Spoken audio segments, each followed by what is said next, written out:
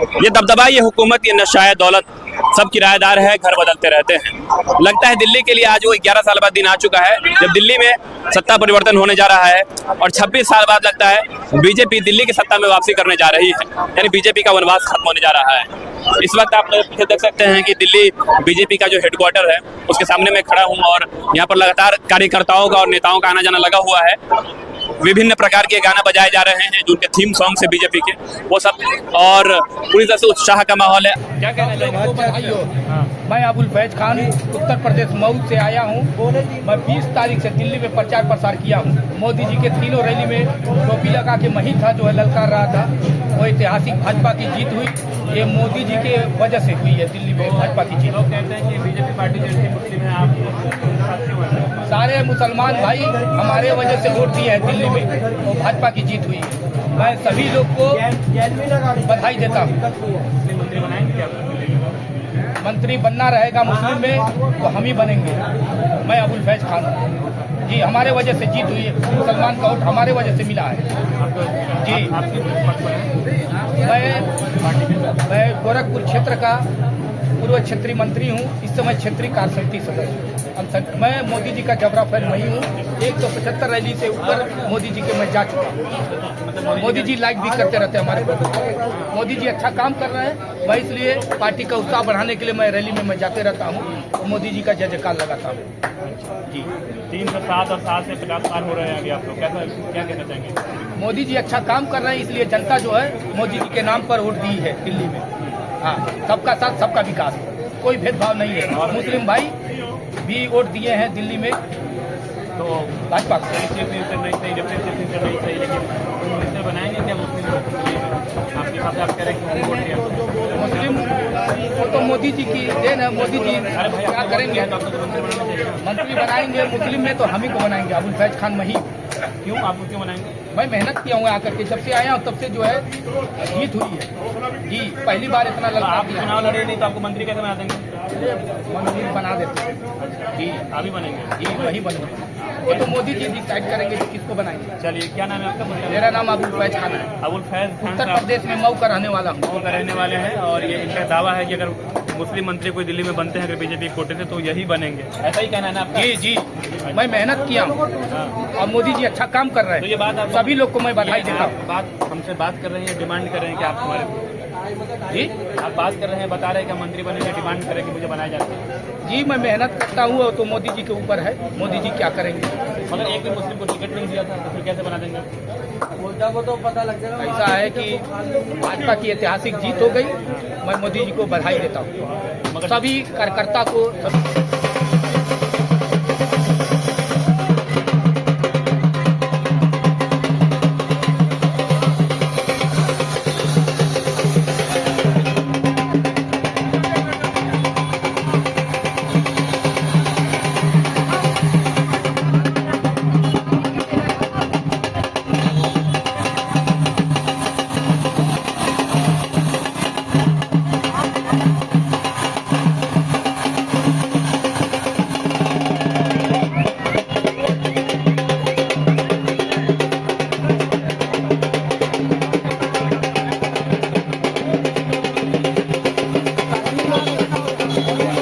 जनता को सबको मैं बधाई देता हूँ।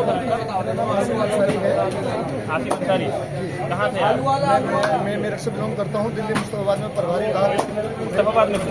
अच्छा, बहुत चैलेंजिंग रहा आपके लिए क्योंकि वहाँ 4 पार्टी चुनाव लड़ रही थी, IMI हो, कांग्रेस हो, बीजेपी तो आप हैं बीजेपी में और आप तो हैं। हम लोगों ने बहुत मुश्किल का सामना करते हुए रणनीति के तहत काम किया है, लेकिन हमारी वहाँ सीट निकल रही है, ये हमारे लिए बड़ी खुशी की बात है। और मैं दिल्ली प्रदेश की जनता को बहुत बहुत आभार, बहुत बहुत धन्यवाद करता हूँ कि उन्होंने 27 साल के बाद में भारतीय जनता पार्टी को सत्ता में लाने का जो काम किया, जो उनके सपने थे, जो काम अधूरे रह गए थे, देश के नरेंद्र मोदी जी के नेतृत्व में वो काम पूरे हो जाएंगे। क्योंकि देश के नरेंद्र मोदी जी है तो मुमकिन है। देश का पूरा भरोसा अगर बात करूं युवाओं की, महिलाओं की, बुजुर्गों की, किसानों की, तो सभी का फोकस देश के यशस्वी माननीय श्री नरेंद्र मोदी जी के ऊपर था।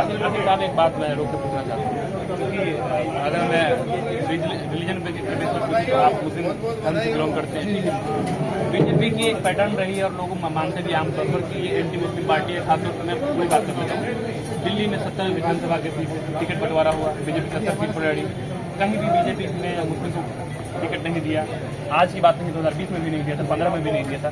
जब कभी टिकट नहीं देती है बीजेपी तो फिर एक तरफा मुँह पर दिखाने की क्या जरूरत है आपको? देखिए, भारतीय जनता पार्टी की जो कार्यशैली है, देश के यशस्वी माननीय श्री नरेंद्र मोदी जी कहते हैं सबका साथ, सबका विकास, सबका विश्वास, सबका प्रयास के साथ पूरे देश के हर वर्ग के लोगों को वो साथ लेके चलने का काम कर रहे हैं। पार्टी टिकट दे या न दे उससे मतलब नहीं। ये बता दीजिए देश के ऐसे कौन सा मुस्लिम समुदाय के व्यक्ति हैं जिनको भारत की योजनाएं लागू होती है, उनको योजनाओं का लाभ नहीं पहुंचता है। और भारतीय जनता पार्टी के शीर्ष नेतृत्व का जो भी फैसला होता है, भारतीय जनता पार्टी के कार्यकर्ता जो कार्यशैली है वो ऊपर से जो आदेश होता है उसी के आधार पर वो काम करने का काम करता है। और जनता के बीच में जाने का जो काम, अब राजनीतिक दल की पार्टियां जितनी भी हैं वो भारतीय जनता पार्टी की नकल भी नहीं कर पाएंगी, क्योंकि भारतीय जनता पार्टी का जो कार्यकर्ता है उसकी कार्यशैली जन जन घर घर जाने की है, समस्याओं को जानने की है, उनके ऊपर वर्क करने की है। और आज इसी वर्क के आधार पर ये देश की जनता जगह जगह जहाँ भी चुनाव होते हैं प्रदेश वाइज हर प्रदेश में सरकार बन जाती है। आपकी सवाल से मैं फिर से पूछ रहा हूँ, आपने कहा कि कोई सी ऐसी योजना बताई जिसमें मुस्लिम समुदाय को नहीं मिला, सही बात है, मिला है, सबसे मिला, टिकट क्यों नहीं मिला? टिकट देखिए, अभी देखिए आप मुस्तफाबाद से मुस्लिम बहुल इलाका है, ओखला मुस्लिम बहुल इलाका है, तो वहाँ से तो मुमकिन था देखिए भाई साहब, वहाँ 40 और 60 का फैक्ट था, वहाँ भी संख्या वारी मुस्लिम समुदाय की कम थी। और ये हमें समझना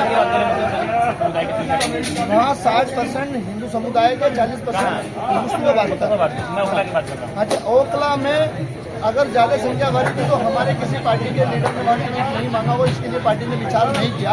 लेकिन जहाँ मैंने भी चुनाव भारतीय जनता पार्टी से लड़ा है, नहीं मैंने लड़ा है पार्षद का, निगम पार्षद का, और जनता ने सम्मानजनक वोट देकर जो हमें विश्वास दिखाया था, हमने उसी जनता का चुनाव के बाद में 5 साल के रूप में और कर्जे के रूप में वोट अपने पास सम्मानित तरीके से माना है। और 5 साल तक उनकी सेवा करना, उनकी समस्या को 1 लाख बात पूछता हूँ, ये आपके मुस्लिम बिरादरी के लोग देख रहे हैं आपको, ठीक है, आप उनसे क्या कहना चाहेंगे? वो मानते हैं कि बीजेपी एंटी मुस्लिम पार्टी है और you are part of BJP और आप मुस्लिम हैं, तो आप क्या कहना चाहेंगे? देखिए, अब देश के हर एक मुसलमान की जनता जान गई है कि अब भारतीय जनता पार्टी के साथ ही मुस्लिम समुदाय का भविष्य है। और पार्टियों ने मुस्लिम को भ्रमित कर करके उनका वोट लूटने का काम किया है। जब उनकी जरूरतें पड़ी तो उनके साथ उन्होंने खड़े होने का काम नहीं किया है।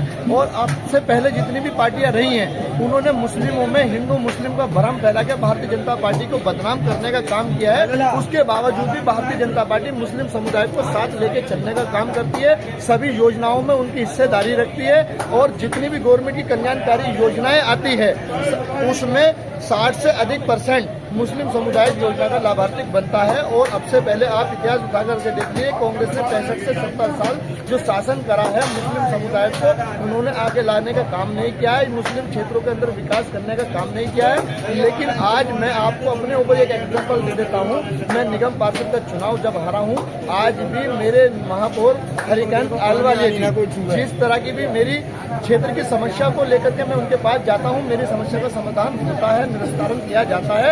यही भारतीय जनता पार्टी कार्यकर्ता की कार्यशैली होती है। या तो भारतीय जनता पार्टी कार्यकर्ता जीतता है या सीखता है, हारता कभी नहीं है। फिल्मों का डायलॉग आप ये बिल्कुल सच्चाई है। असीम अंसारी साहब, बहुत शुक्रिया आपका। तो हम अभी आए थे यहाँ कैंटीन दिखाने के लिए कि कैसे खाना बन रहा है कार्यकर्ताओं के लिए, यहाँ आने वाले लोगों के लिए खाने का इंतजाम किया गया है। खाने के लिए यहाँ एक कार्यकर्ता मिले गए थे, काफ़ी अच्छा बोल रहे थे असीम अंसारी, अपने पॉइंट ऑफ व्यू रख रहे हैं।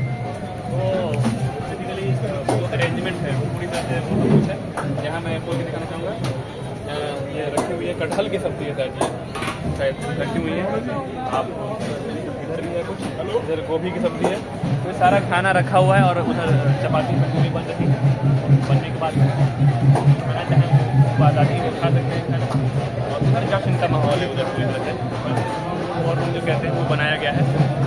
पूरी तरह से कह लीजिए कि अरेंजमेंट भरपूर है और कटआउट लगे हुए हैं।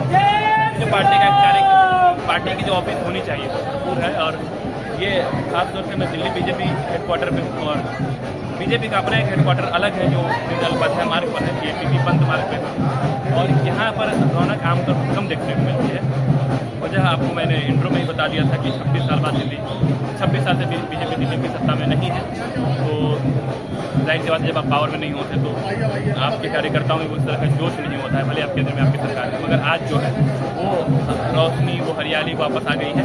और एक दो में नहीं, 5 साल नहीं, 10 साल नहीं, 15 साल नहीं, 20 साल भी नहीं, 25 साल भी नहीं, 26 साल बहुत लंबा वक्त होता है, जनरेशन बदल जाती है, तब वापसी हुई है और वापसी भी हो रही है तो बहुत प्रचंड बहुमत के साथ।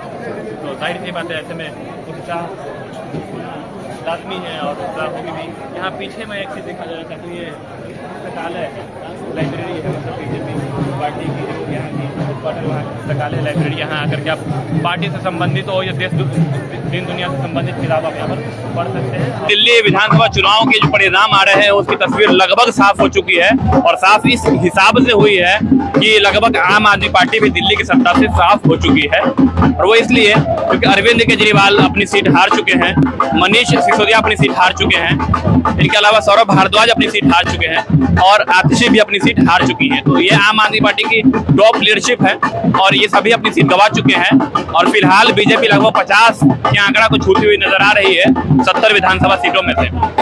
वहीं 26 साल बाद बीजेपी की सत्ता में वापसी हो रही है और आम आदमी पार्टी की घर वापसी हो रही है, मतलब आम आदमी पार्टी अब सत्ता से बाहर हो चुके हैं। शायद अरविंद केजरीवाल या आम आदमी पार्टी की टॉप लीडरशिप कोई के जहन में कोई शायरी आ रही होगी तो राजेश खन्ना का ये डायलॉग जरूर आ रहा होगा कि इज्जतें शोहरतें उल्फतें चाहते, इज्जतें शोहरतें उल्फतें चाहते, सब कुछ इस जहां में रहता नहीं, आज मैं हूं जहां वहां कल कोई और था, ये भी एक दौर है वो भी एक दौर था। ये वीडियो आपको कैसी लगी आप कमेंट में जरूर बताइएगा। बहुत बहुत शुक्रिया।